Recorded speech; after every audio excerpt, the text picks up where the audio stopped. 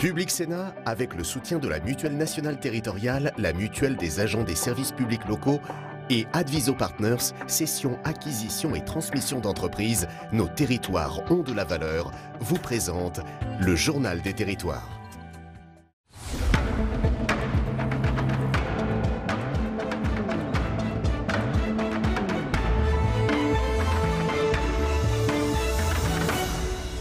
Bonjour à tous et bienvenue dans notre édition en 3 parties. Dans un instant, le JT des territoires que je vais vous présenter, puis Territoire d'info avec l'invité politique ce matin. C'est Jean-Paul Garot, le candidat sur la liste Rassemblement National aux élections européennes, qui est notre invité. Enfin, troisième partie de cette édition avec Territoire Sénat et l'actualité sénatoriale. Tout de suite, c'est le JT des territoires avec les télés locales de France et le réseau via télévision. Je vous y retrouve dans un instant. À tout de suite. Bonjour à ceux qui nous rejoignent. On commence ce JT des territoires avec du positif. Pôle emploi a dévoilé les résultats de son enquête Besoins en main-d'œuvre 2019. Et en Bretagne, les intentions d'embauche grimpent de 9% cette année. Alors quels sont les secteurs qui recruteront en 2019 ? Quels sont les métiers en tension ? Les réponses avec Sophie Lecroisier de TBO, la chaîne TNT du groupe Le Télégramme en Bretagne. Regardez. Pas de grande surprise dans le top 3 breton des secteurs qui recruteront cette année. L'industrie, l'hôtellerie, restauration et l'agriculture sont en tête devant les métiers de la santé. Les intentions d'embauche augmentent de 9% cette année en Bretagne, selon Pôle emploi. On constate aujourd'hui que les entreprises qui n'ont pas ou peu de difficultés de recrutement, même sur des métiers en tension, ce sont des entreprises qui se sont donné la possibilité d'aller voir d'autres profils. C'est par exemple des entreprises qui mobilisent nos services de méthodes de recrutement par simulation. On gomme les CV, on va simplement chercher des personnes qui ont envie de travailler sur ce secteur et on teste leurs habiletés à base de tests qui sont étalonnés en entreprise. Nombreuses sont les entreprises à éprouver des difficultés à trouver des candidats. Dans le groupe bancaire Arkea, plus de 100 CDI sont à pourvoir actuellement.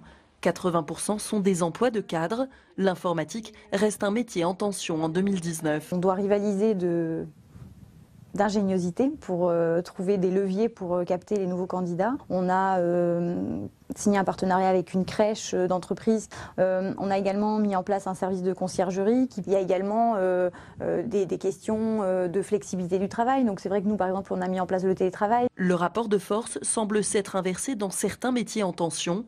Pôle emploi lance aujourd'hui une opération pour agir sur les difficultés de recrutement. Hashtag vers un métier en Bretagne. Voilà, sauver des vies par-delà les frontières, parce qu'au cœur de l'Europe, la frontière ne devrait pas ralentir les services d'urgence. Les services de cardiologie de 2 hôpitaux frontaliers en Allemagne, distants de moins de 15 km, unissent leurs forces et depuis 6 ans, une coopération sauve donc des vies. Regardez les explications de Fanny Bragard et de Johan Kunz pour Via Mirabel. Bonjour madame, comment vous allez ce matin ? Avec un taux de mortalité cardiovasculaire très élevé et une pénurie médicale croissante, le bassin houillé est un territoire en souffrance, éloigné des centres cardiologiques régionaux. Pour assurer une prise en charge rapide des infarctus du myocarde, l'hôpital Marie-Madeleine de Forbach et la clinique de Völklingen, dans la Sarre voisine, ont signé en 2013 une convention de cardiologie. C'est une coopération qui marche, on peut le dire, extrêmement bien. Toute sirène hurlante, il faut de Forbach à Völklingen 15 minutes. Le délai de prise en charge entre le moment où on fait le numéro du 15 et où on est sur sa table de coronarographie pour avoir une revascularisation, ce délai, moins il est grand, plus on a de chances de succès et d'avoir une vie normale après. En 6 ans, 310 patients français ont profité de ce dispositif franco-allemand. Grâce à des délais d'intervention et d'hospitalisation réduits, 93% des victimes ont survécu. Ne se limitant pas à l'aide médicale d'urgence, ce partenariat transfrontalier permet aussi aux équipes sarroises de renforcer le plateau de cardiologie forbachois. Il y a des médecins chez nous qui travaillent là-bas, déjà de jour, 2 médecins. Il y a encore 2 autres médecins qui participent aux gardes au niveau de l'unité de soins intensifs de cardiologie à l'hôpital de Forbach. En tout, nous, on couvre plus ou moins un tiers des gardes. Grâce aux efforts sarrois en matière de bilinguisme, la barrière de la langue ne pose aucun problème. Les médecins suivent même des formations communes avec l'espoir qu'au plus vite, la frontière disparaisse totalement du domaine sanitaire. Je souhaiterais qu'un jour, et dans le cadre de l'Europe, les gens habitant près des frontières puissent se faire soigner partout, que ce soit en France ou en Allemagne. Cela serait une vraie Europe et un atout pour tout le monde. Pour étendre cette coopération sanitaire transfrontalière, des négociations sont ouvertes autour d'une convention baptisée Mozart. Elles n'ont pour l'heure pas abouti. C'était vraiment devenu dangereux et si vous êtes récemment passé par Paris, vous les avez certainement déjà croisés, abandonnés sur un trottoir. Ce sont les trottinettes. Mais aujourd'hui, trop, c'est trop. La mairie de Paris vient de signer une charte de bonne conduite avec les opérateurs de trottinettes, justement. L'enjeu est de lutter contre le stationnement anarchique de ces trottinettes et d'en réguler surtout l'usage. Sébastien Côté de Via Grand Paris nous le raconte. Cours de l'hôtel de ville de Paris. Les opérateurs de trottinettes électriques sont présents. Au centre, Jean-Louis Missika et Christophe Najdowski, adjoints au transport et à l'urbanisme, font une mise au point. Le message est ferme. La situation dans l'espace public parisien ne peut pas durer. Vous excuserez peut-être la brutalité de ce propos, mais c'est un bordel généralisé et il va falloir y mettre fin. Les opérateurs viennent de signer une charte de bonne conduite. L'objectif est de mettre fin au stationnement anarchique des engins sur l'espace public. L'un des intérêts de cette charte, c'est de faire en sorte que, par la bonne conduite, on change les pratiques et on fasse de l'espace public tout simplement un lieu qui soit plus apaisé et mieux organisé qu'aujourd'hui. L'enjeu, c'est aussi de réguler le trafic. Aujourd'hui, 15 000 trottinettes circulent dans la capitale. L'inflation des trottinettes jusqu'à 30 000 ou 40 000 engins, c'est quelque chose qui n'est pas acceptable et qui n'est pas tolérable dans l'espace public. Eux se disent prêts à jouer le jeu. Réglementer, pourquoi pas. Réglementer si c'est fait en bonne intelligence, si c'est fait de façon intelligente et de façon résolue, c'est une bonne chose. Avant le vote de la loi sur les mobilités, les opérateurs s'engagent à faire respecter ces règles. Si la régulation ne se fait pas, la mairie pourrait interdire provisoirement le service. En attendant, pour un stationnement anarchique, les opérateurs risquent des amendes, en moyenne 100 € par engin. Direction l'Occitanie maintenant, des alternatives pour réduire les produits phytosanitaires dont on peut craindre la nocivité pour débroussailler les terrains. C'est l'une des missions du conseil départemental de la Haute-Garonne et en 8 ans, le département est passé de 6 000 litres de désherbant utilisés à 15 litres. Une réduction possible grâce à l'utilisation de machines autonomes comme un robot débroussailleur, mais également grâce à l'éco-pâturage. Les explications de Geoffrey Priol pour Via Occitanie, notre partenaire sur place. Diminuer le recours aux produits phytosanitaires pour débroussailler les terrains, c'est l'une des missions du conseil départemental de la Haute-Garonne qui s'est rendu dans la commune de Saint-Pé-d'Ardet pour promouvoir l'utilisation de machines pour se débarrasser des fougères. On teste 3 types de machines aujourd'hui. Comme ça, on va voir aussi, on va suivre la repousse de la végétation dans la foulée sur plusieurs années pour voir quelle est la machine ou la technique qui a été la plus intéressante sur ce type de broussailles. Donc si on est sur des ronces et des genêts, on va tester sur d'autres sites par rapport à des fougères par exemple. Voilà.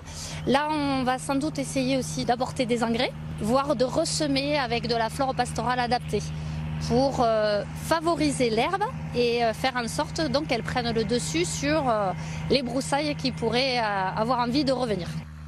Et cette sensibilisation contre les produits phytosanitaires fonctionne. En 8 ans, le département de la Haute-Garonne est passé de 6 000 litres de désherbant utilisés à 15 litres. Une réduction possible grâce à l'utilisation de machines autonomes comme ce robot débroussailleur. Il sert à débroussailler des endroits qui sont très pentus, voilà, qui sont équipés d'un treuil. Pour des endroits vraiment très pentus, un bon 45 degrés. Il faut compter que ce que cette machine fait à peu près en 1 heure, il faudrait mettre une dizaine d'agents pour le faire dans le même temps, avec 10 débroussailleuses.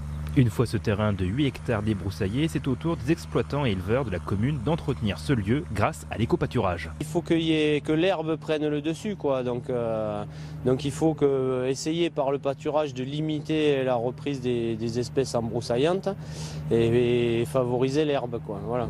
Au final, l'objectif est de retourner à une situation pastorale telle qu'elle était il y a 20 ou 30 ans, où l'herbe a repris ses droits. Direction la Nouvelle-Aquitaine maintenant. Les professionnels du vin se retrouvent depuis lundi au parc des expositions de Bordeaux pour le salon Vinexpo. Un rendez-vous incontournable qui a lieu tous les 2 ans dans la capitale girondine. Cette 20e édition va durer 4 jours.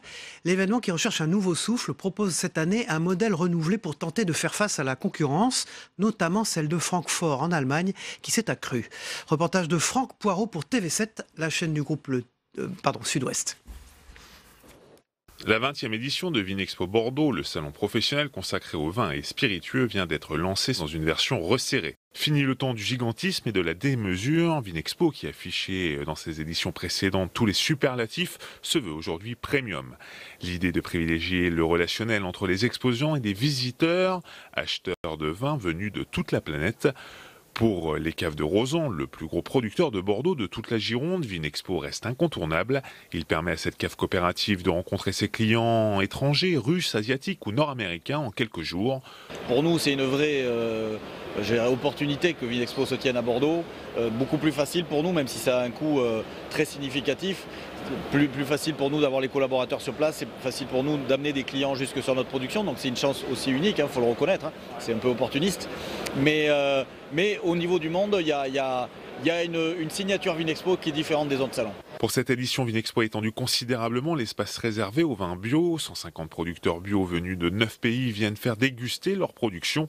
Un symposium, réunion regroupant des spécialistes, sera organisé sur les conséquences du réchauffement climatique sur la production de vin. Pour le président de Vinexpo, le salon doit conforter sa place de rendez-vous incontournable du business et du relationnel entre les différents acteurs de la filière. On a vu un négociant bordelais qui vient de vendre 150 000 bouteilles au Japon à 10h30 ce matin. Donc là, on est content parce qu'on a rempli notre rôle.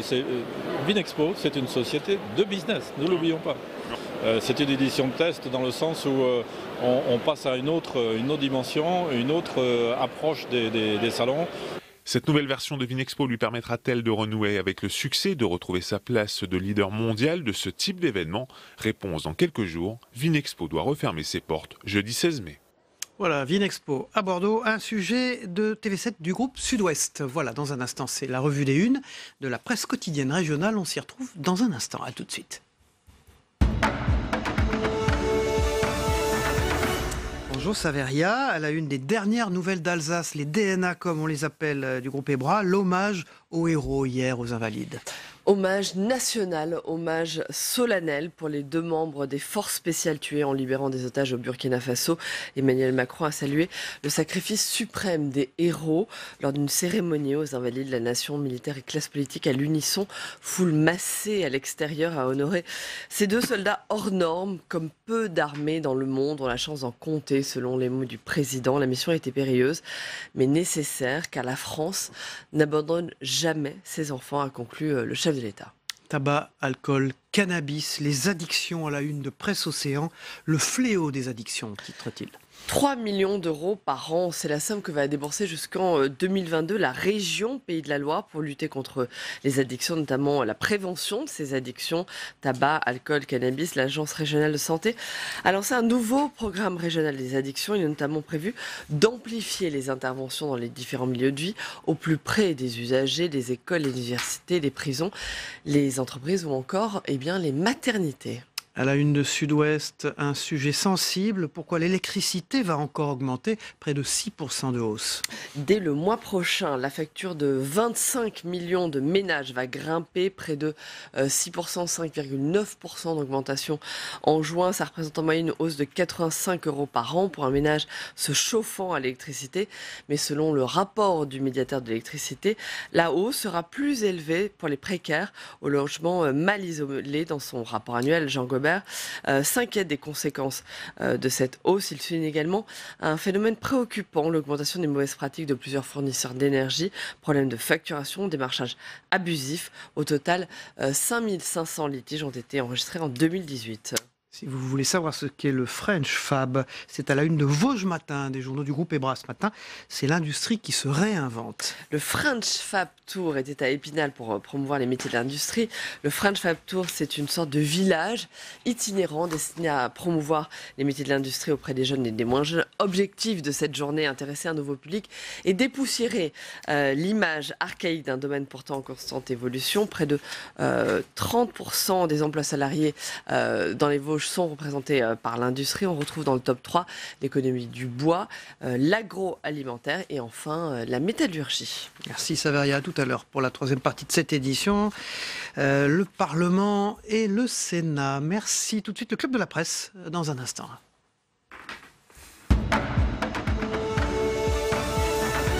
Club de la Presse avec Jean-Baptiste Forêt. Bonjour Jean-Baptiste. Bonjour Cyril. La Gazette des communes, des départements et des régions. Présenter ce magazine, ces journaux sur ce plateau ce matin. Et Luc Laventure, bonjour. Outre-mer 360, une télévision et un site internet consacré aux Outre-mer. Il y en a 13, on ne le rappelle jamais assez. Voilà, avec vous, Luc Laventure, on va parler de Nouvelle-Calédonie et d'élections avec un changement de majorité au sud et un réveil wallisien. Vous allez nous l'expliquer tout à l'heure. Jean-Baptiste Forêt, avec vous tout d'abord. L'hommage aux héros. On a vu il y a un instant dans les unes de la presse quotidienne régionale celle des dernières nouvelles d'Alsace. Donc cette cérémonie très émouvante hier aux Invalides, présidée par le président de la République. A-t-il trouvé les mots, Emmanuel Macron, hier ? Oui, Emmanuel Macron a su parler au cœur et aux tripes. C'est un exercice dans lequel il excelle. On a retrouvé hier le président jupitérien au-dessus des partis. C'est plutôt un bon coup politique en cette période d'élection européenne. Il a d'une certaine façon éteint la polémique qui était née au moment de l'accueil des otages, que certains avaient trouvé déplacés, ces otages ayant pris des risques inconsidérés. Donc c'est plutôt réussi de sa part. On a une nation à l'unisson. Emmanuel Macron vraiment sait y faire. Il a du métier. On a retrouvé l'Emmanuel Macron de l'hommage au colonel. Oui, j'avais un doute sur son grade, au colonel, au lieutenant-colonel, je crois, Beltrame. Voilà. C'était un exercice réussi de la part du président de la République. Luc Laventure, le président de la République hier, pour rendre hommage à ces deux militaires français, des commandants Hubert, a parlé de sacrifice suprême. C'est très fort. Sacrifice suprême, il a parlé effectivement de la notion de la vie. Quelle est la valeur de la vie? Et effectivement, il a relié des choses qui sont essentielles du point de vue du symbole et qui font la différence entre l'âme et effectivement le devoir. Il les a réconciliés. Du point de vue visuel, vous avez trouvé la cérémonie belle, Jean-Baptiste Forêt, réussie? Belle, réussie et millimétrée. Oui, et le cadre de la Cour des Invalides est quand même absolument majestueux. On a une réalisation télévisée vraiment aux petits oignons. Enfin, on a vu le Bagad notamment, qui était un moment très on voit ces images poignant. Pendant que vous en parlez, on voit ces images. C'est le fait d'avoir ouvert cette cérémonie au grand public à la fin. Et ça a été très touchant et très, très apprécié. Alors, ce qui n'a pas été possible, c'est de voir le visage. Vous avez vu des hommes qui transportaient les cercueils de ces deux militaires, car ils appartiennent à ce même commando Hubert. Et ce sont, il faut le dire, des gens qui agissent dans l'ombre. Et donc, on ne pouvait pas montrer au public, bien sûr, leur visage. C'est dommage, parce que c'est quand même un commandant d'élite de la nation qui mériterait évidemment une reconnaissance absolue. L'hommage aux héros hier, donc aux Invalides, par le président de la République, une cérémonie empreinte d'émotion. On passe à vos sujets, messieurs, ce matin dans le Club de la Presse. Jean-Baptiste Forêt, tout de suite, on va passer aux européennes, puisque c'est le sujet d'actualité politique majeur, encore pour quelques jours, jusqu'au 26 mai, date de l'élection européenne. Alors les maires ont des soucis, des gros soucis, c'est pour ça que vous y revenez dans la Gazette des communes, pour trouver des panneaux. Ils se retroussent les manches. Alors comment font-ils? Parce qu'il y a tellement de candidats, de candidatures, de listes, qu'ils ne savent plus comment les afficher en fait.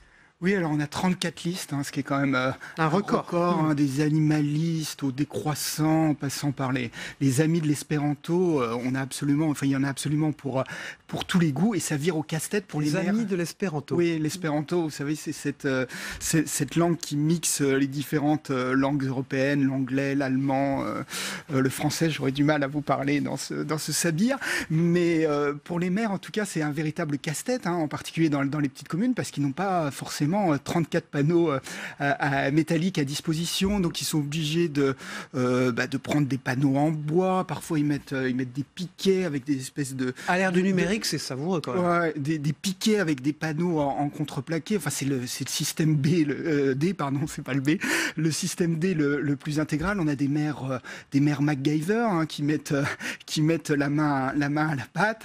Et ce qui est quand même assez savoureux, c'est qu'en définitive, les 34 panneaux ne seront pas remplis, en fait. Parce que on le voit déjà en passant devant les mairies, la plupart des listes n'ont pas les moyens de se payer des affiches. Il y a même des polémiques. C'est un peu le tonneau de Delahaye. Oui, il y a même des polémiques, c'est-à-dire des listes, disons, empreinte de conscience écologique, il faut abattre des arbres pour mettre du sapin, apparemment j'ai vu du bois qui permettrait d'afficher ces listes. C'est-à-dire c'est totalement à contresens de ce que les listes elles-mêmes souhaiteraient voir se dérouler. C'est totalement ubuesque. On a vu le président de l'association des maires ruraux de France, Vanik Berberian, proposer aux candidats de venir dans sa commune comme des hommes sandwich, en quelque sorte, avec une femme, un homme, et faire un défilé dans la commune. C'est vraiment le concours l'épine. C'est obligatoire, cet affichage? Oui. C'est la loi? Oui, c'est tout à fait obligatoire. Alors, en revanche, ce qui n'est pas obligatoire, c'est de mettre un panneau par affiche. Donc là, il est possible de mettre 2 affiches sur un même panneau. Il y a une circulaire du ministère de l'Intérieur. Par exemple, Jordan Bardella et Nathalie Loiseau peuvent se retrouver sur la même affiche? Exactement. Non. Si, sur le même panneau. Oui, c'est tout à fait possible. Le ministère de l'Intérieur l'autorise. En revanche, la taille des affiches doit être identique. Il faut respecter évidemment une certaine équité entre les listes. Jean-Baptiste Fauré, la Gazette des communes. Pour trouver des panneaux, les maires se retroussent les manches. Article très intéressant qu'on peut retrouver d'ailleurs sur le site internet de la Gazette des communes. Merci, vous restez avec nous tout à l'heure pour le débrief de l'actualité et des propos de l'invité politique qui est d'ailleurs candidat sur la liste du Rassemblement national aux élections européennes, qui est Jean-Paul Garot, qui sera notre invité. On part très loin, on part du côté du Pacifique, Nouvelle-Calédonie. Luc Laventure, il y a eu des élections avec un changement de majorité au sud et un réveil wallisien. Qu'est-ce que ça veut dire, le réveil wallisien? Alors, c'est une liste qui a fait irruption sur l'échiquier de Nouvelle-Calédonie. Effectivement, dimanche, il y a eu les élections locales. Les élections locales, ça veut dire quoi? C'est-à-dire qu'on a voté pour les représentants des 3 éléments de province Nord, province des îles Loyauté et province du Sud. Avant de revenir sur les Wallisiens, on peut dire effectivement que on est quand même dans le même rapport de force entre loyalistes et indépendantistes. Ceux favorables à la continuité du rattachement à la France et les indépendantistes. Tout à fait. On est dans le même rapport de force qu'il y a eu, qu'on a constaté il y a 6-7 mois lors du référendum sur la Nouvelle-Calédonie. Effectivement, on a vu une espèce de... Alors, 2 choses quand même importantes. D'abord, une crispation à l'intérieur de chaque camp, et notamment dans le camp loyaliste, où le vote s'est porté sur une liste de Sonia Backès. Sonia Backès qui a un langage beaucoup plus tranché que celui de son adversaire Philippe Gomez, et c'est important sur la province du Sud. Et effectivement... On a vu l'irruption sur l'échiquier d'une liste dite océanienne qui représente effectivement une communauté qui est très importante en Nouvelle-Calédonie, qui est la communauté des Wallisiens et des Futuniens. Et c'est une liste dite communautaire, même si ce mot passe pour un gros mot dans la République, mais ça représente les Wallisiens et les Futuniens pensent qu'ils ne pèse pas assez dans la vie politique de Nouvelle-Calédonie. Luc Laventure, est-ce que le résultat de ces élections depuis, on va dire 30 ans, change régulièrement, est très significatif ou pas? La réponse est non.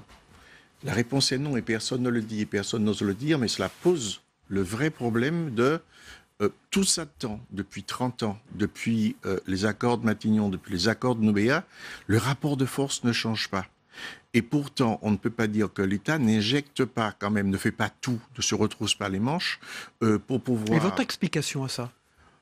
Mon explication, c'est que on a quand même deux communautés, même si on n'aime pas parler de communautarisme dans la République, mais l'histoire fait que on a quand même deux communautés qui ont des histoires assez différentes. Et la notion de vivre ensemble, c'est quelque chose de difficile, de lent, et sur lequel il faut investir de façon régulière, patiente, pour qu'on arrive à une espèce d'équilibre intelligent. Pourtant, ce sont des dossiers très suivis par le pouvoir au plus haut niveau. On dit que tous les premiers ministres de la Ve République ont été extrêmement investis dans ce regard sur les Outre-mer, particulièrement, on va parler de la Nouvelle-Calédonie. Tous. Et je dis bien sur le plan de la constitutionnalité, sur le plan de l'argent. Regardez ce qui a été fait, ce qui a été donné en matière financière en Nouvelle-Calédonie. On ne peut pas dire que l'État reste en retrait par rapport à l'avenir de ce territoire. Luc Laventure, avec ces résultats, ce changement de majorité au sud, et puis plutôt conforter les résultats du Nord, c'est ce que vous disiez par rapport à la précédente élection. Tout à fait. Paul Néantine sera certainement le président de la province du Nord. Merci beaucoup de ce point sur la Nouvelle-Calédonie, évidemment, dans le Pacifique. Et puis Jean-Baptiste Forêt, la Gazette des communes sur ces mers, qui ont des difficultés à afficher évidemment 34 listes électorales pour les élections européennes. Sur votre site également, la Gazette des communes.fr. Voilà, la météo des territoires dans un instant. Le temps qu'il fait, alors là, c'est que du beau, que du beau, que du beau. On se retrouve après. À tout de suite. La météo vous est présentée par l'Assemblée des départements de France.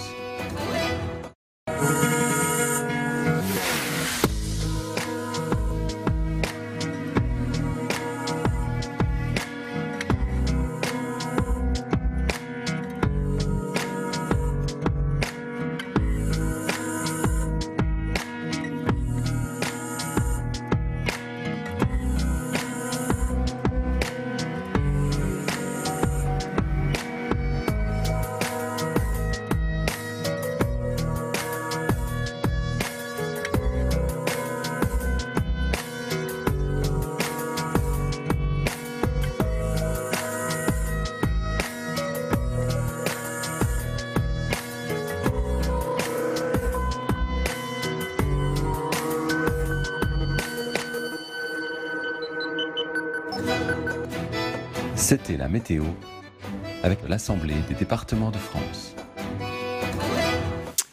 Voilà, dans un instant, c'est Jean-Paul Garot, candidat sur la liste Rassemblement National aux élections européennes, qui sera notre invité politique. Avant cela, nous allons faire un tour du côté de ce qui se passe dans le reste du monde, avec le Zap Monde de TV5 Monde. Et on va se rendre en images en Russie, exactement à Sotchi, où le secrétaire d'État américain Mike Pompeo a rencontré hier soir Vladimir Poutine. Ils ont dîné ensemble. Au menu, les relations tendues, notamment autour des dossiers syriens, ukrainiens, vénézuéliens et iranien entre les États-Unis et la Russie. On se retrouve après, à tout de suite.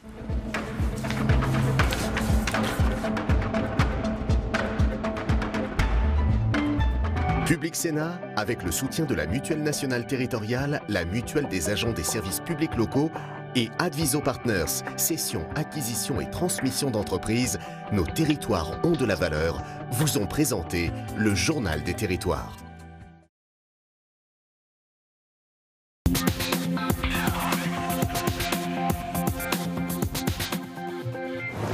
Devant la caméra, ils affichent presque une certaine complicité. Mais en coulisses, la tension est grande entre les deux chefs de la diplomatie. Car la liste des sujets qui fâchent est longue. Le nucléaire iranien, la crise au Venezuela, le dossier nord-coréen ou encore la guerre en Syrie. Mike Pompeo s'est ensuite entretenu avec le chef du Kremlin.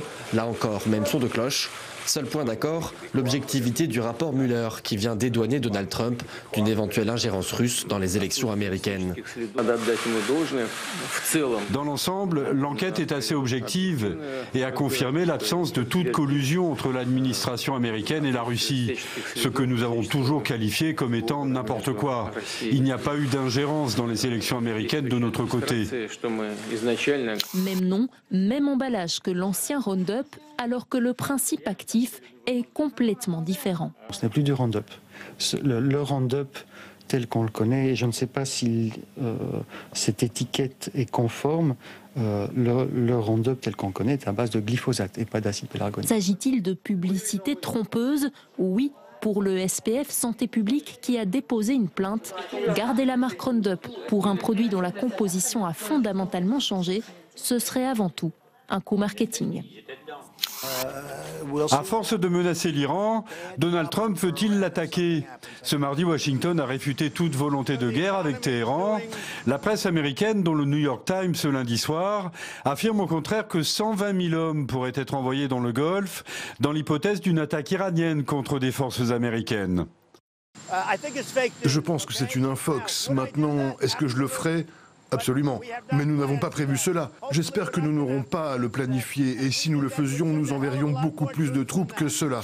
Capturer des choses curieuses et les donner à voir. C'est pour cela qu'Arthur Rimbaud s'est tourné vers cet art naissant, la photographie. 3 clichés du célèbre poète viennent s'ajouter à 6 autres exposés au musée de cette ville des Ardennes, Charleville-Mézières.